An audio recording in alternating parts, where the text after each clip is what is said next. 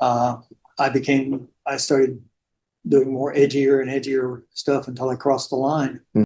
But this was a lot of images and a lot of searching for images. All right, court is calling 2025 CR 001248, State versus Lynn Wayne Moran. Could I have parties announced? Mantle and Brown, State. Louis Martinez on behalf of Mr. Moran. All right, and are you Mr. Moran? Yes, ma'am. Yes, Your Honor. All right, you entered a plea of guilty on July 21st, 2025. We were awaiting the PSI report. According to your plea bargain agreement, punishment is to be assessed at a cap of 30 years. There's a $5,000 fine and there are no applications. And there's to be Chapter 62 compliance. Have both parties had a chance to review the PSI report, State? Yes, Your Honor. Defense? Yes, Judge. Any objections, State or defense? No objections, Judge. Not to the PSI, Judge. All right. And the court is in receipt of documentation tendered to the court by the defense attorney. And it appears to be letters from therapists and from other parties. Correct, Judge. All right. The court has reviewed those. State, have you had a chance to review those? Yes, Judge. All right. State, any witnesses? No witnesses, Judge.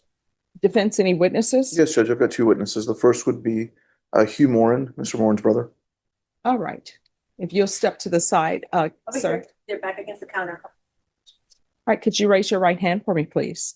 Do you solemnly swear and affirm the testimony you give will be the truth and nothing but the truth, so help you God? Yes, ma'am. All right. You can lower your hand if you'll state your name for the record. Hugh Moran. All right. Defense, you may proceed. Hugh, you're Lynn's brother, correct? That's correct. And how old are you, Hugh? I'm 60, And how old is Lynn? 69. Now, do you understand what your brother's charged with? Yes, I do. And you understand that the plea bargain in this case called for the judge to decide a punishment between 15 years and 30 years. That's correct. And so, obviously, what you're asking the court to do is consider something closer to the 15 years than the That's 30. correct. What kind of did you have any indications that your brother had gotten involved in this stuff I had no idea at all. before his arrest? No, I had no idea. Are you telling the court that your brother didn't do this? Are you saying that this is not? I just didn't know anything about it. Okay. But Prior to the arrest, I had no idea. But in speaking with your brother, he's taking accountability for it, right? That's correct, yes. Has he tried to blame anybody else to you No. guys? No, Has he minimized it or somehow said, hey, look, you know what, this is just a big mistake? no, not at all. He's taking full credibility for what he's done. Okay. And so, I mean, this is a very troubling case, right? Yes, And you understand that there are real victims when it comes to this material. as far as I know, I'm not real familiar with it, but. No, what I'm saying is, I mean, these aren't generated images. I mean, there are children that get photographed. Right, yes, So no one's minimizing that. that's correct. But prior to your brother's arrest here, what kind of a reputation did he have? Was hardworking. He's worked in the medical field for 30-something years and, has great friends and been an uncle to my son and everything and had good interactions with him and stuff like that. How many grandchildren are in your family? I only have one son, Yeah. and he's 30. And there were never any indications that that Lynn might be doing anything appropriate with the children family? No. Yeah, were there? We have a real small family. I mean, it's down to just me, Lynn, my son now at this point. But no rumors or whispers in an extended family that anything improper had ever happened? No clue, no idea. Hadn't heard anything like that at all, ever. And so when he got charged with this was just a complete and total shock. It was a complete, total shock to me. Yes, that's correct. Because this really is not consistent at all with the Lynn that you've known for your life. That is correct. Yes, yes, sir. And so in talking to your brother, you said your brother took responsibility, right? Yes. And he made it known to you that he's been hiding this part of his life from everybody else. Yes. Now, you said your brother worked in the medical field. That's correct. What kind of work was he doing? He was a speech pathologist. Okay. And he worked with both adults and children. That's correct. Okay. And were you aware of any kind of complaints or any reports of impropriety?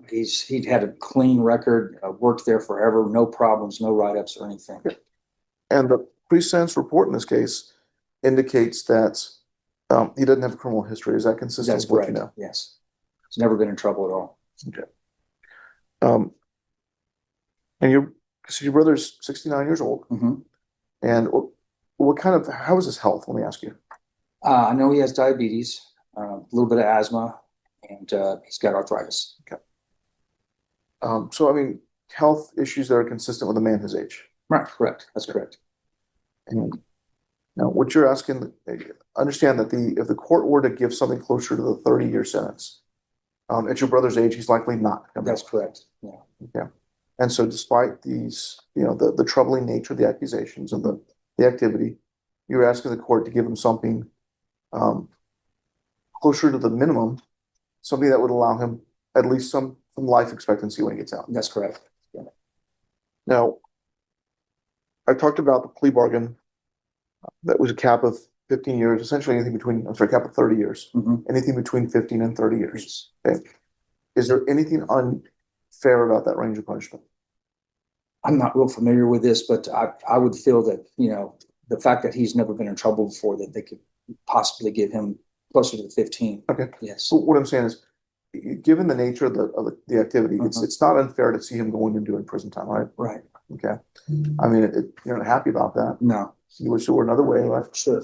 But you understand that him being punished this way it is fair and it's appropriate. That's correct. Yes. I'll pass witness. Any questions? All right, thank you so much for Thank coming in. All right, call your next witness. Lynn Wayne. All right, could you raise your right hand? Do you solemnly swear or affirm the testimony you give will be the truth and nothing but the truth, so help you God? Do. All right, you can lower your hand, state your name for the record. Wayne Moran. All right, you may proceed, counsel. Lynn, in looking at the PSI, it looks like you've never had any criminal history. Is that correct? That's correct. And so the first time you wind up in court is for something serious like this. Yes, sir. I'm looking at the PSI and it looks like you acknowledged guilt in this case. I did. I am guilty. And have you ever denied, since the time of the arrest, have you denied to me or anybody else that you were guilty? No. Lynn, if you're a man of your age with no criminal history, how did you get yourself involved with this material?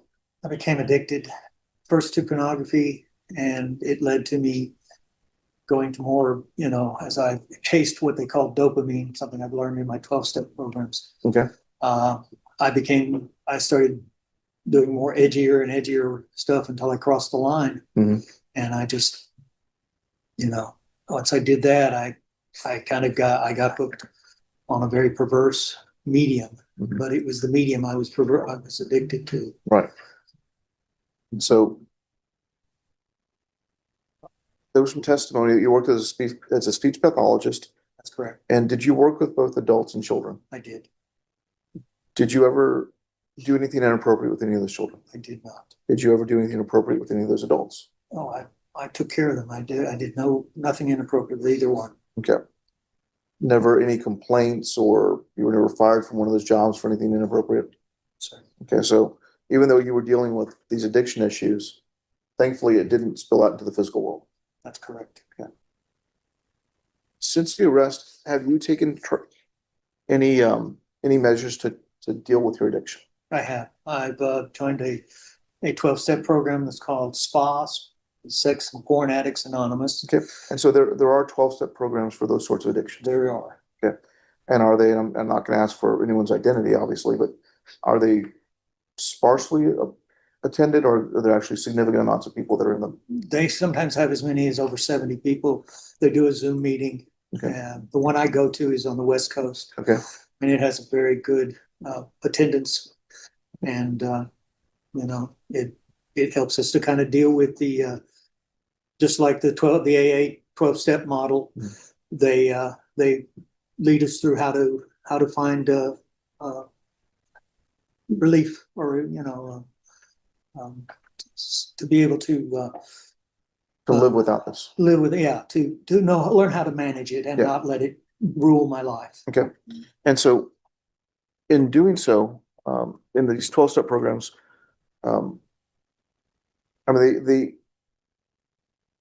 they refer to staying away from these things as sobriety, correct? Yes, Okay, just like we talked about with drug and alcohol issues of sobriety there. yes. Okay. And to this point, how many days have you been sober? I have well over 400 days of sobriety since Okay. I joined the spa group. I had one relapse, and that was they violated their no self-love, no masturbation. Okay. And then, so do you journal as part of that 12-step program? I do, just to log it and to help keep me aware of how much sobriety I've obtained. Okay. And to date, how many days have you been able to log? It's over 400, 403 as of yesterday. And Judge, I'm going to tender to the court, not for the reading of it, but just to substantiate that he's logged it. Yes. His journal that has 403 entries. So we're not asking I've checked with the state, we're not asking the court to read it, just to confirm he's done that.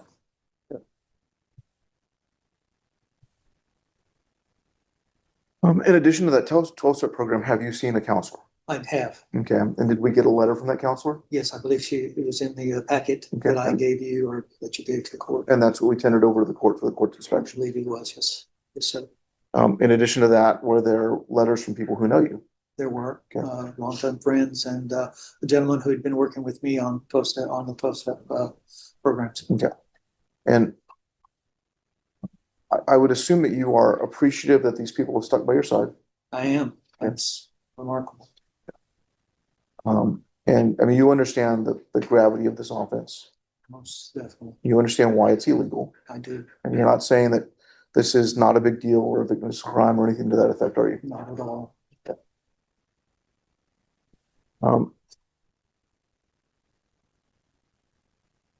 You, as part of the deal and part of the conviction on this offense, you are going to have to be registered as a sex offender if and when you ever do leave prison.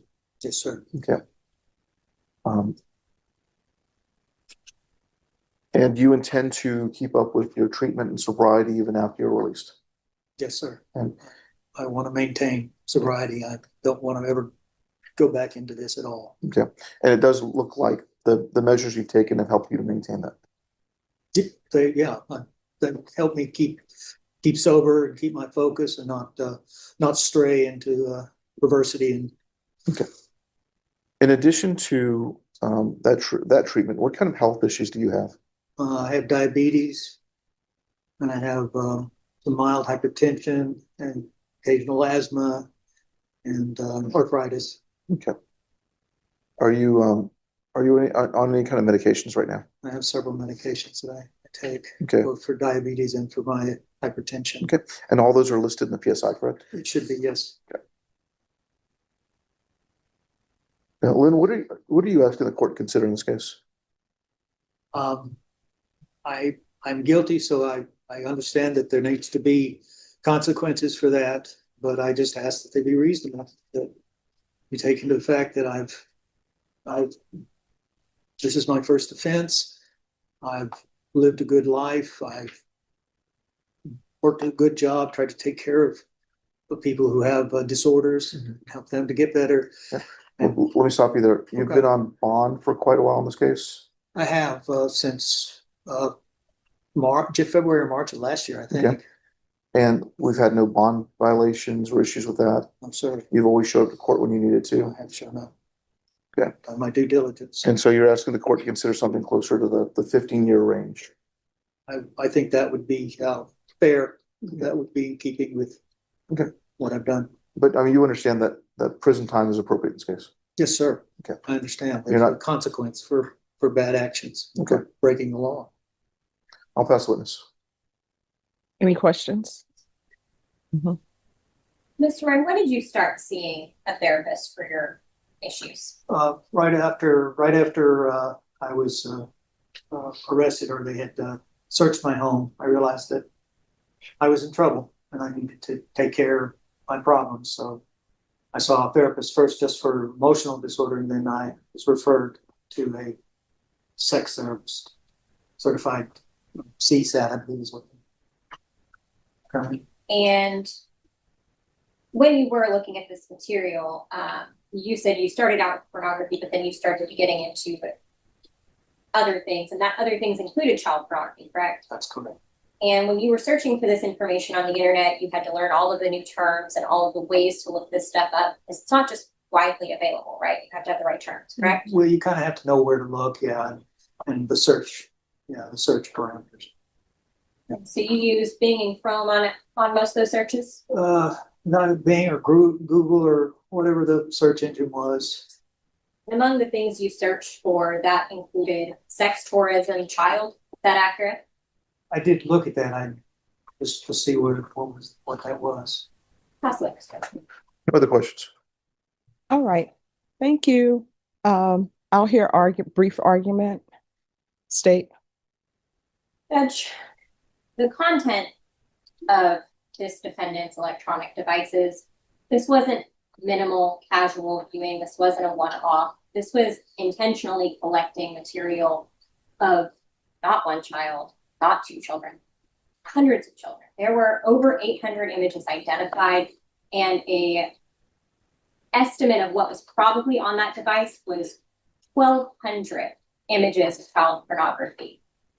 In addition to those images of child pornography that were found, tagged, and identified, when the officers searched his home, they identified a book that was signed, had something to the effect of someone with similar interests. It was titled Daddy's Girl, and it described grooming and sexual abuse and exploitation of children. Judge, it's a horrendous offense. The punishment range is what it is for a reason. I would ask the court to follow the plea agreement sentence under the max 30 years. All right, defense. Judge, I mean, there's no excusing this behavior. And as Mr. Moran himself has told you, prison time is appropriate. But we do, I'd ask the court to consider the fact that he is pushing 7 years old. He has no previous history. He has health issues. And whatever the court gives him, the vast majority of his life expectancy is going to be spent in prison. The reality of it, Judge, is that we have people in this county that are on probation who have admitted to touching children. We have people deferred in this county who have engaged in possession of child pornography. And while that wouldn't be appropriate in Mr. Moran's case, we'd ask the court to consider the 15 years. I mean, 15 years is not 15 months. It's not a year. It's not probation. And it's an aggravated offense, so he's going to do the vast majority of that 15 years. Given the circumstances in this case, the fact that Mr. Moran very quickly after being discovered got into treatment, has stayed away from this, and has maintained his sobriety in this case, we're asking the court to consider giving him 15 years in this case. All right. Mr. Moran, I want you to know that I've listened to everything that your attorney has said. I reviewed the documentation, and I think it's great that you're on the path that you're on, and I hope that you stay on the path. But this was a lot of images and a lot of searching for images. The court, as previously stated, is finding you guilty. The court is going to sentence you to the 30 years in the prison, give you credit for any time served. There's a $5,000 fine, time and money to run concurrently. There'll be Chapter 62 registration. Did you review the trial court certification of defendant's rights to appeal with your attorney? Did you understand it? I'm sorry, say it again. Did you review the trial court certification? Whether or not you have a right to appeal. Oh, yeah. Yes. All right. Yes. Because this is a plea bargain agreement, because I followed your plea bargain agreement, and because you waive your right to appeal, you do not have the court's permission to appeal. Because this is a felony conviction, you're not allowed to own or possess any weapons or ammunition. If you need an explanation of what that means, you'll need to speak to an attorney. Do you understand? All right, good luck.